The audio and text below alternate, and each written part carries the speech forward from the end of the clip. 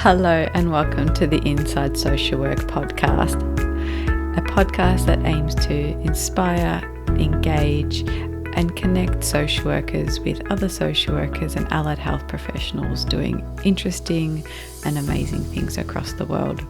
I'm your host, Marie Vakakis. Thank you for listening and I hope you enjoyed today's podcast episode.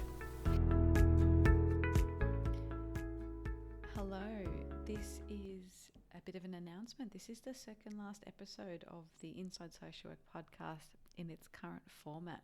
I've been working behind the scenes on rebranding and repositioning my skills and expertise into something a little different.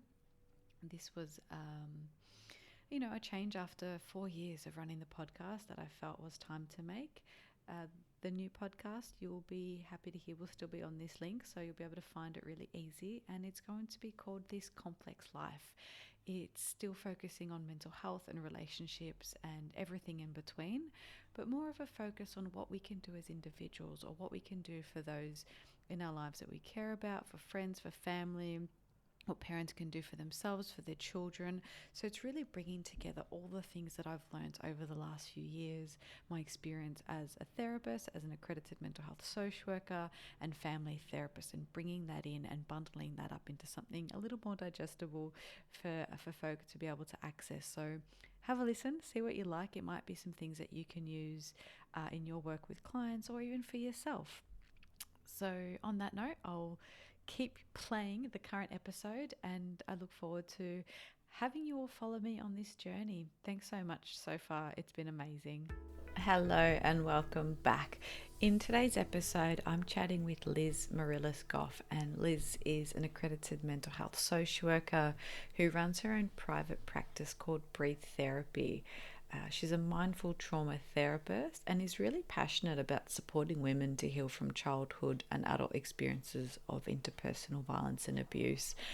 Liz has done some really incredible work, and we talk about some of her social work journey and how she incorporates various techniques such as ACT, DBT, and mindfulness into working with women to recover from some of those experiences and diagnoses such as PTSD, anxiety, OCD, and other sorts of things that can really stem from those early experiences that women face.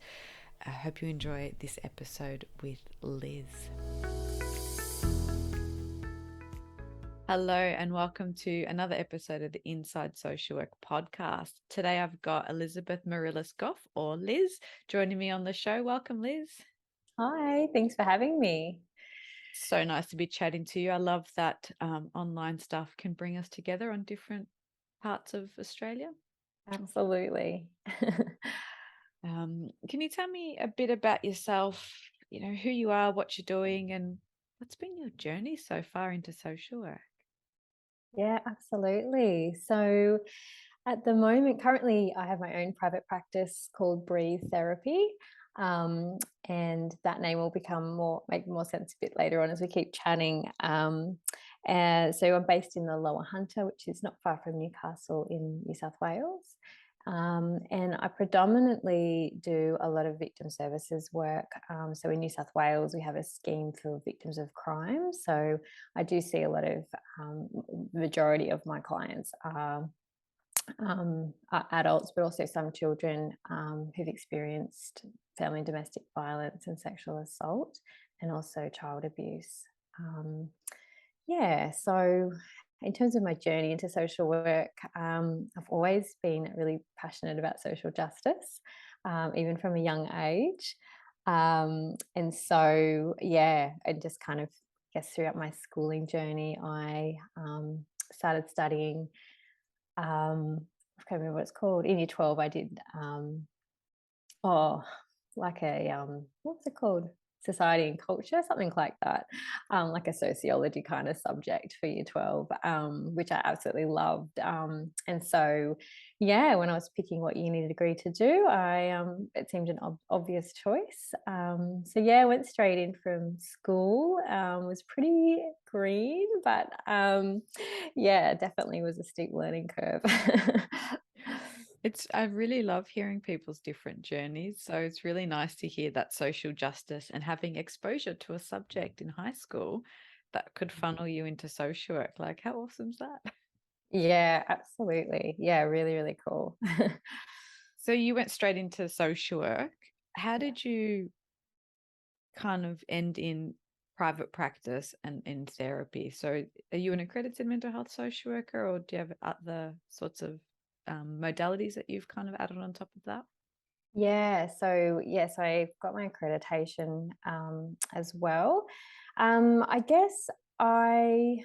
It's funny, when I was at uni, I always wanted to work um, in child protection, and I did a prac, one of my early, I think it might be my first prac in child protection, and I pretty quickly was like, this is not for me. um, so even though I had that strong ideal around protecting children, certainly that type of work, yeah, and the high risk and enormous caseloads, and yeah, I just knew that was not for me at all. So then I pretty quickly started, I guess, sort of looking in other areas, and that's when I really started getting drawn more to kind of counselling and those kinds of things. And then, yeah, so I guess career-wise, I've just kind of always ended up in roles, like it was sort of a little bit, it would just kind of, I ended up in those roles. Like I worked sort of for family support services and things like that. And I was always in some case management type roles, but would always gravitate towards more of that kind of a therapy role. So that's when I really started, yeah, doing some applying for those positions, more counselling sort of positions, and then getting additional training.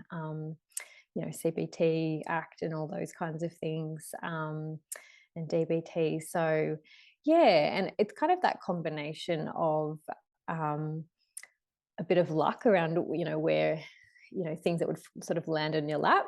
Like I was part of this fantastic project at a local family support service, where we were actually running a DBT program for free, which just doesn't exist, it exists through a health service, but it's, I think it's got a 2-year wait list. And so it's incredibly hard to get into. So it's not funded anymore, but for a while there we were able to provide that. So that meant that I was able to get the training and have incredible supervision and support in that DBT program.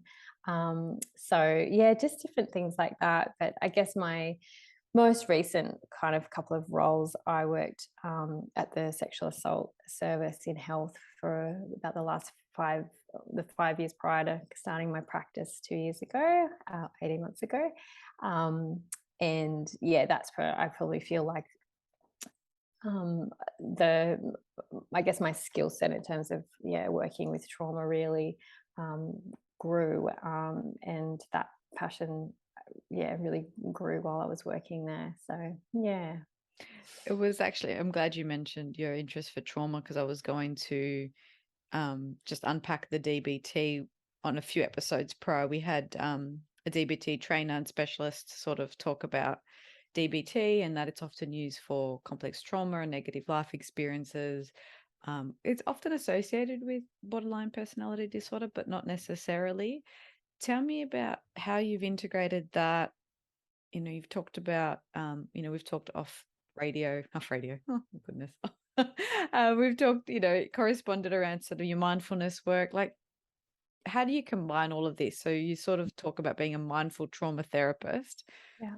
What is that? What do you kind of bring into it? Yeah. How do all these things kind of connect? Yeah. Yeah. I know. And I do feel like I think most of us do work a bit eclectically, and pick and choose the bits we like. So I guess for me, so mindfulness is, so DBT is broken into 4 components, and one of the components is mindfulness. And that was probably where I was first really exposed.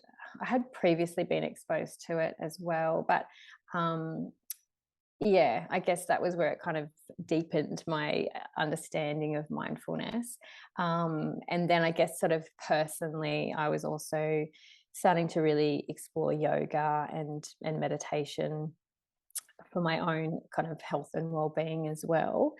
And I guess so. It's that kind of combination of, that my noticing the the personal benefit and the growth that I've had from that, and also seeing the benefit for my clients. So yeah, so in terms of being the mindful trauma therapist, I guess obviously my focus is really on trauma, and I'm mindful as a therapist, and also teaching mindfulness as a really core skill in treating trauma. So yeah, I think the skills in DBT are really helpful because um, I guess the reason I'm really big on mindfulness, and um, I think 90% of my clients walk through the door, and when I say that word, they're like, "Oh, mindfulness, tried it once, didn't work, don't like it. I'm not doing that breathing thing." It's um, so true. yeah, and I'm like, I know, I've heard it, I know. But it's so varied, and so I always say to people, we're going to try 100 different things, and I promise that something's going to work for you.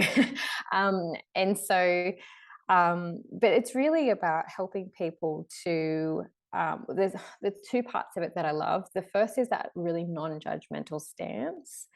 So people who've experienced trauma are obviously much more likely to have a really harsh inner critic, and have a lot of self-blame and shame and really negative core beliefs. And so just by introducing that non-judgmental element, noticing that, pain in your side at the moment, and not judging it as bad, just sitting with it and noticing it without a judgment. That's really hard for these people. It's hard for all of us, but we get better with practice. And also that then kind of helps them to start to utilize that in other areas of their life. And also it's about really increasing awareness. So even in providing psychoed around the impacts of trauma. Like I even just had a client this afternoon, and she was saying that she had an event that happened over the weekend, which sent her right back into that fight flight state. She was really hyper vigilant. She went to work. She said, I was just really on edge. She said, but I knew exactly what it was this time. I knew that this was this old response. It wasn't, she said in the past that would have just absolutely unraveled me. But just knowing that this is what's happening to me. And then she was able to practice some of those grounding things, which she said, oh, it was really hard. She said, but I kept trying. I said, yeah, but you stayed through your whole shift, and you didn't have a panic attack, and all those kinds of things. So yeah, so it's just increasing that awareness is so helpful as well. It is. It's such a helpful strategy, and I think people underestimate the helpfulness of mindfulness. Like it's across so many different modalities. You mentioned ACT before, DBT. I mean, all of them, because you can't notice if you're not aware. Otherwise, you're avoiding, you're numbing, you're distracting. Absolutely. It's so important. Absolutely. You've got a special interest in working with women to heal from childhood trauma, and how those adult experiences can, of interpersonal violence and abuse. And you just mentioned an example of someone sort of being triggered by old memories and old responses. What are some of the impacts of those experiences on women's health, mental health, physical health, relationships? I mean, that's a huge question. Yeah, But how do yeah, we kind of see that showing up? yeah. It's yeah, the impacts are huge. They're so enormous. So uh, so obvious ones are obviously like PTSD and complex PTSD, and I would say probably 90% of my clients are exhibiting symptoms of those. As well as a range of kind of anxiety disorders, whether that's generalized anxiety, OCD, those kinds of things, some depression, much higher risk of suicide, and self-harm. And also things like I mentioned, like panic attacks, lower self-esteem and self-worth, and shame is a really big one.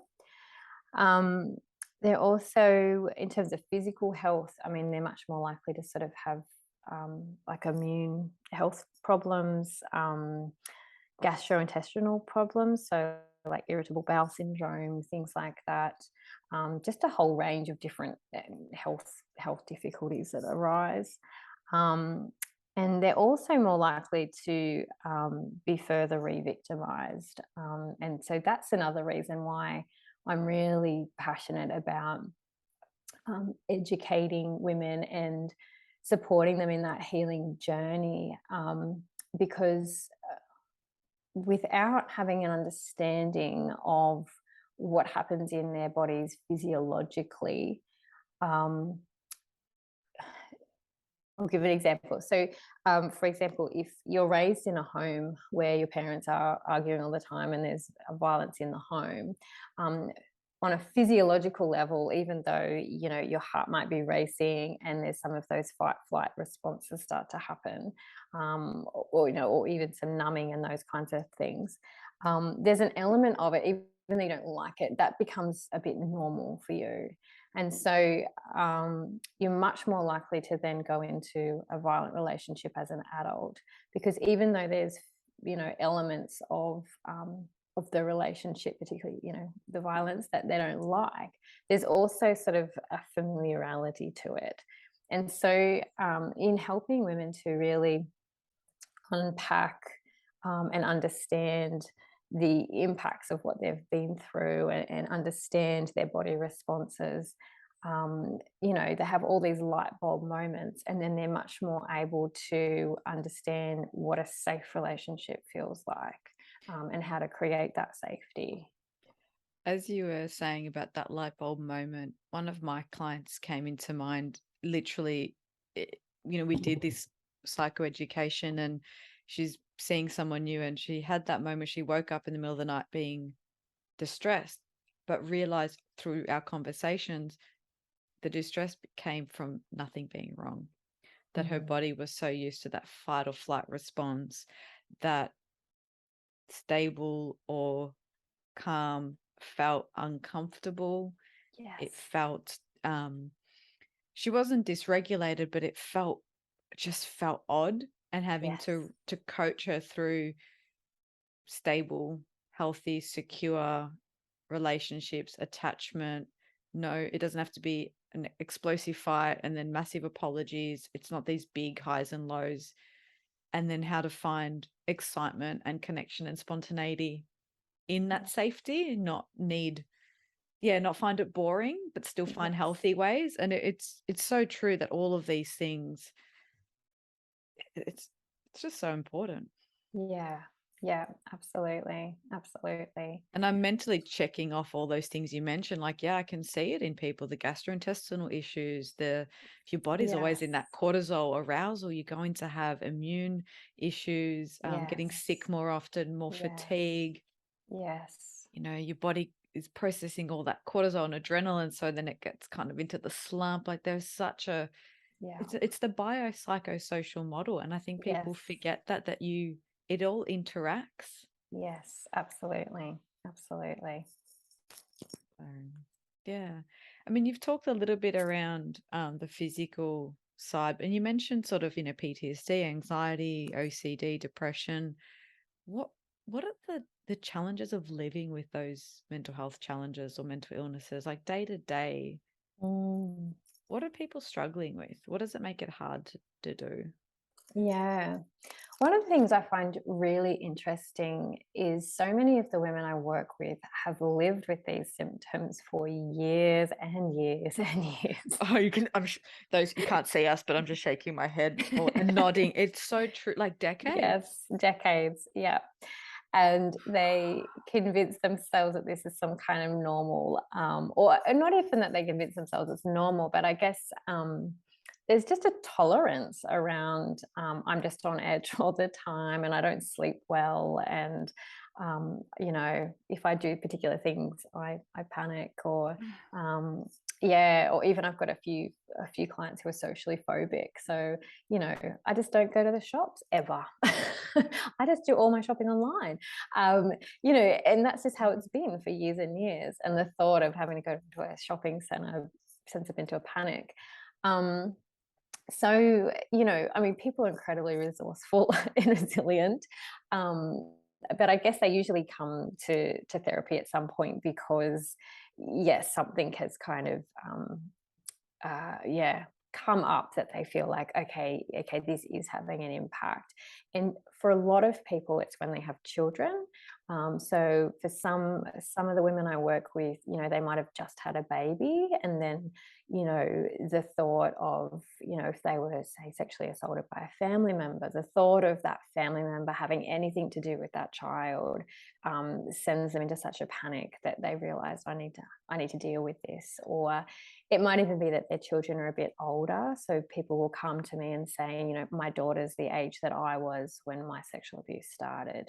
And I realize this is my stuff I need to deal with. So things like that. But I do find that it's often about, or a few mums have brought their kids. They said, I want you to see my kids. And I say, okay, come in for an initial session so we can talk about what's going on.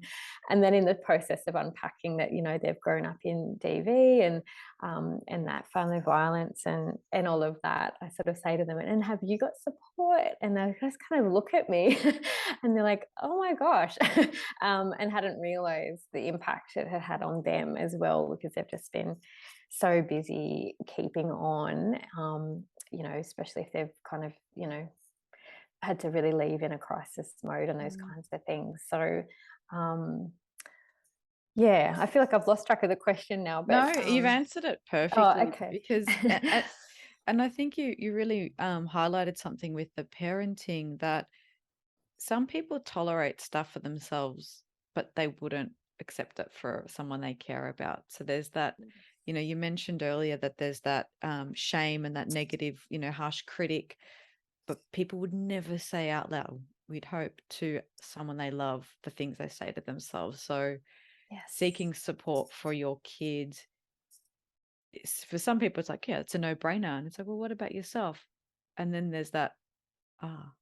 Yes. And as you were talking about, women holding on to this for years and the pain and the discomfort, I had to hold back tears because I can see, I've worked with people like that who they're like, yeah, this has been happening for 20 years, 30 years, and they didn't know, like they just kind of acclimatized, some acclimatized to the weight of that, the toll that takes on their energy, on their life, like things just, they forgot what it felt like to be light. Yes. And to experience joy and pleasure, like it was, just survival for so many. And that's huge, because that's all the stuff that gets taken away when someone experiences that kind of violence and abuse. Yes, absolutely. Absolutely. So you're working with, with mostly, women with trauma. You're hearing these difficult stories. You're looking at, helping them maybe do some parenting skills, heal themselves while also preventing some of this stuff in their children. Like that's quite a lot. Like, how do you hold that passion but protect yourself from that burnout and vicarious trauma, especially being someone who, social justice has been your thing since you were younger? Like, that's hard to be that engaged in that area. Yeah, absolutely. And I think it's a great question, because I think it's something that it's like one of those topics that gets talked about a lot, but also kind of minimized a bit as well, I think. So one thing I do really want to highlight is the impacts of um, not being supported within an organizational sense, which was one of the factors that led me to move into private practice. And is similar for quite a few of my colleagues that I talk to as well, in private practice. So I guess I just wanted to highlight that even organisations can have policies around this stuff, but yeah, it's important to have mechanisms in place to be, to support yourself outside of that. I think for me, it's kind of twofold. So there's obviously the obvious things around taking care of myself, having clear boundaries, and I guess I'm really starting to even get really specific with those boundaries. So sometimes like there was a phase where I was just kind of accepting, like people would ring up and like I was just kind of accepting whatever referrals came through. And now I'm being a little bit more discerning around, actually, I've got a really heavy caseload of kids who are all going through court and there's a lot going on. So actually, no, another child going through court isn't, I'm not actually able to hold that at the moment. So trying to get really, really clear around those things. And also boundaries around my time. So trying to, and this is a work in progress, but trying to structure time in my work calendar for, for the admin tasks and for the Oh, letters and admin. for the, yes, I know. But there's just always bits and pieces, the odd email, following things up, the support letter. There's just always those bits and pieces. And for a while there, I just had this running to-do list and it felt like I was only adding to it and never crossing things off. So actually blocking out the time to do the things on the list. Yeah, but also I guess in terms of that self-care stuff, again, I'm kind of really learning the importance, like this stuff's hard, like the self-care stuff's hard. It's easy enough to say, oh yeah, exercise and drink water and do the things, but um, I'm also a mum of two young kids. So I've got a lot of commitments outside of work as well. And so sometimes self-care is actually like making myself get out of bed earlier than, what I really want to make sure that I do some of those things to take care of myself.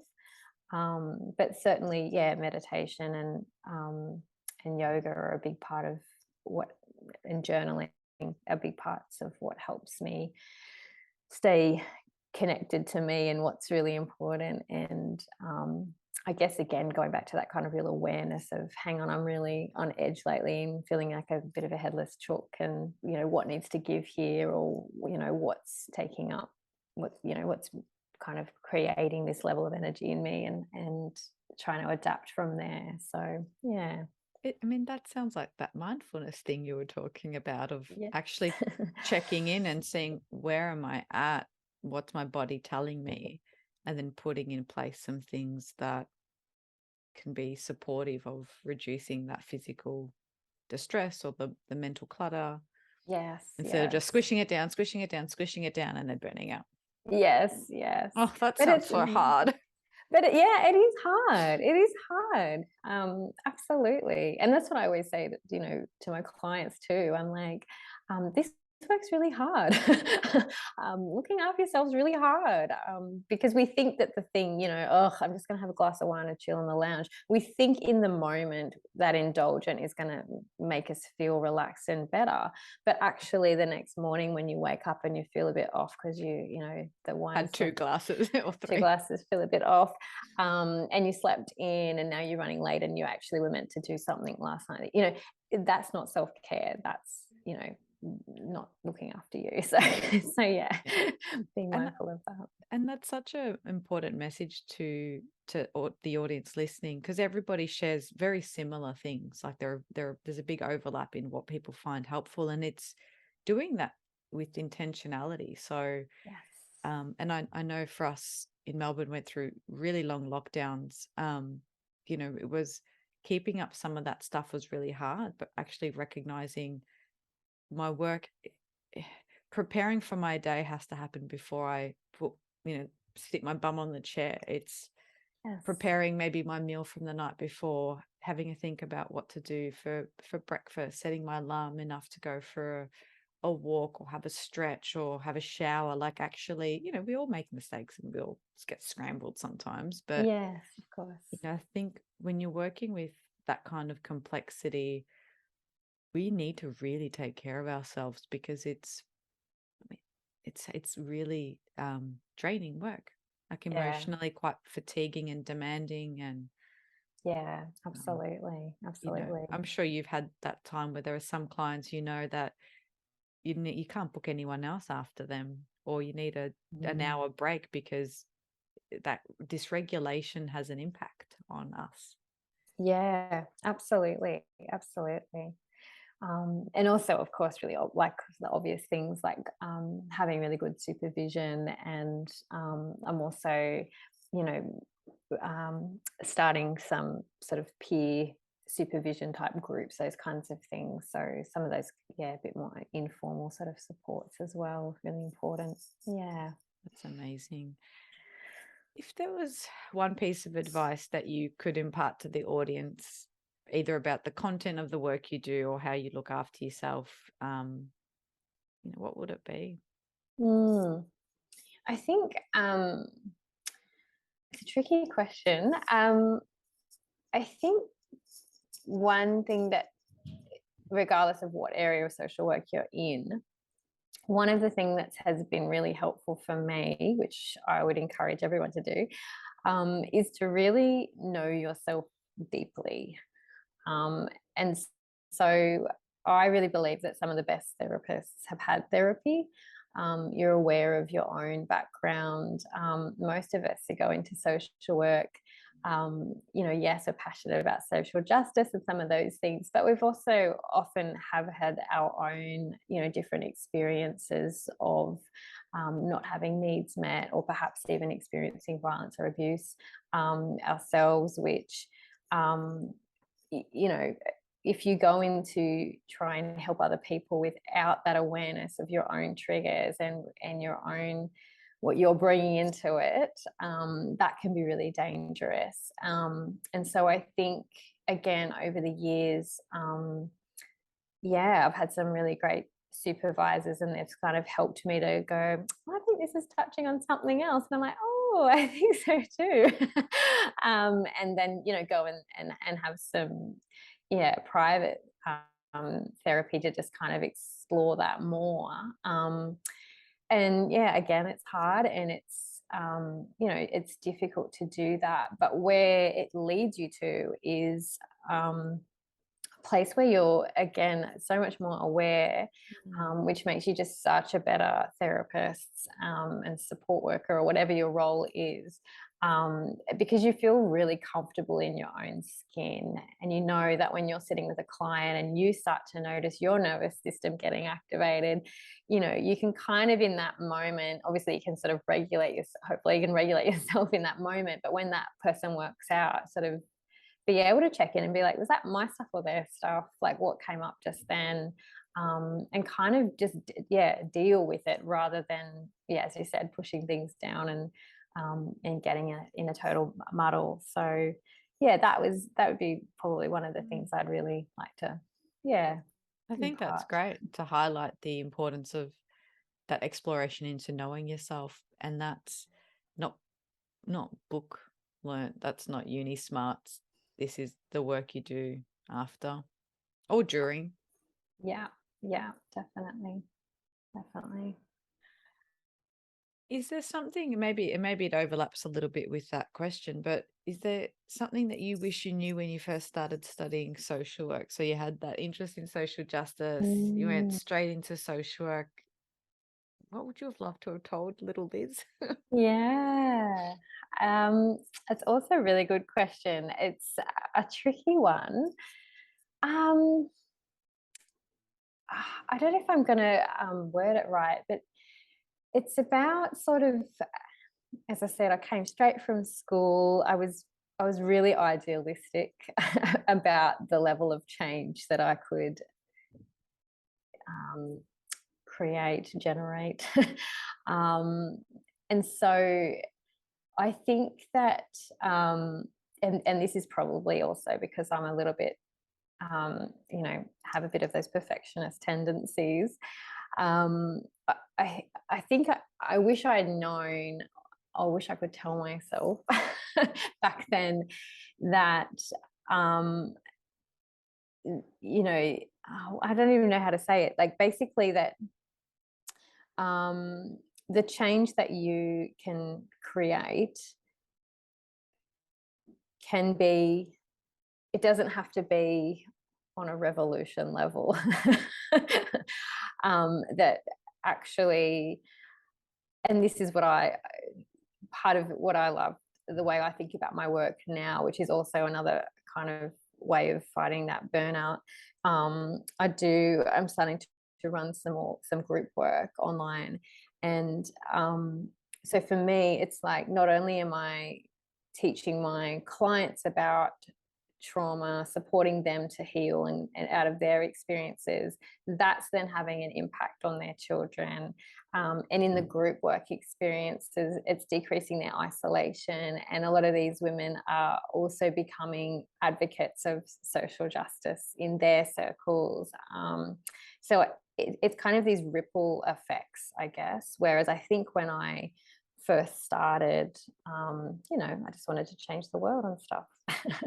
I love that. I feel like I would have loved to have heard that, the pressure to feel like it has to be, create an NGO or do some amazing program, and realize each interaction builds connection, builds trust, builds safety. Each person might, we can start to scaffold conversations around, respect and relationships and good health. And each person that does that successfully, that has a ripple effect, and hundreds of those do change the world. Yes, absolutely. That's why social workers are amazing. I know, we're the best, right? We really are. Totally biased, and yes, 100%. It's been an absolute pleasure talking to you. If any listeners want to find out a bit more about what you offer or where they can find you, what's the best way for them to have a snoop and get in touch? Yeah, absolutely. So I've got a website, which is breathetherapy.com.au. And I'm on Instagram and Facebook, which is Breathe Therapy Oz, so AUS is the handle or whatever. Still learning the social media stuff. But yeah, so you can catch me that way, and just through the website, you can send me an email, get in touch if you have any questions. And likewise, if you're interested in referring anyone for the group work that I offer, I still need to update my website with that, but hopefully by the time this airs, that will be done. And it's all online, so women from all over Australia can potentially join, which is really cool. So yeah, do reach out and get into touch. Great. And I'll put links to all of those in the show notes for folk. And I've just found you on Instagram, so I'll follow you. Awesome. Thank you. Thanks so much for today. Thank you. It's been a real honor. So thank you so much for your time. My pleasure. Thank you for listening. I hope you enjoyed today's podcast episode. The Inside Social Work podcast would like to acknowledge the traditional owners of the land on which we record this podcast today, and pay our respects to elders past, present and emerging. Thank you for listening. If you would like to support the podcast, you could leave a rating or a review on iTunes or wherever it is you get your podcast, and feel free to join the Facebook group. It'd be great to hear from you. Have a lovely day. Bye.